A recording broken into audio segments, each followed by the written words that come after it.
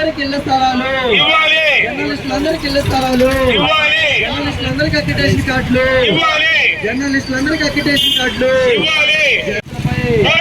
పోరాడతాం జర్నలిస్టు సమస్యలపై స్థలాలు వెంటనే ప్రభుత్వం అందరికీ జర్నలిస్టులకి ఇళ్ల స్థలాలు వెంటనే జర్నలిస్టులందరికీ ఇళ్ల స్థలాలు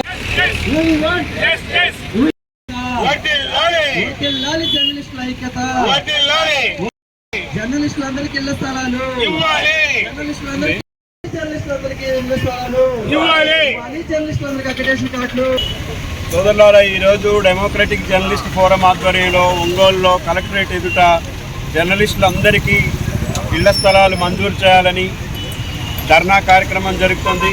రాష్ట్ర వ్యాప్తంగా నిజానికి ఈ ప్రభుత్వం వచ్చిన తర్వాత జర్నలిస్టుల అక్రిడేషన్ల విషయంలో విపరీతమైనటువంటి కోత విధించింది. అదే సందర్భంగా ఇప్పుడు మళ్ళీ జర్నలిస్టులకు ఇళ్ల స్థలాలనే పేరుతో జీవో ఇచ్చింది.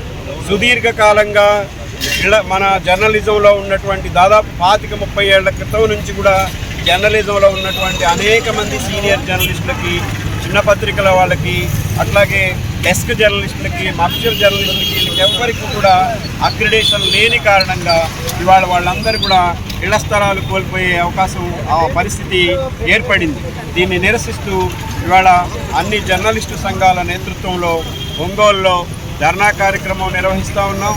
రానున్న రోజుల్లో ప్రభుత్వం విడుదల చేసినటువంటి ఈ జర్నలిస్టుల ఇళ్ల స్థలాల జీవోని రద్దు చేయాలని చెప్పి కూడా మేము న్యాయస్థానాన్ని ఆశ్రయిస్తామని చెప్పి తెలియజేస్తూ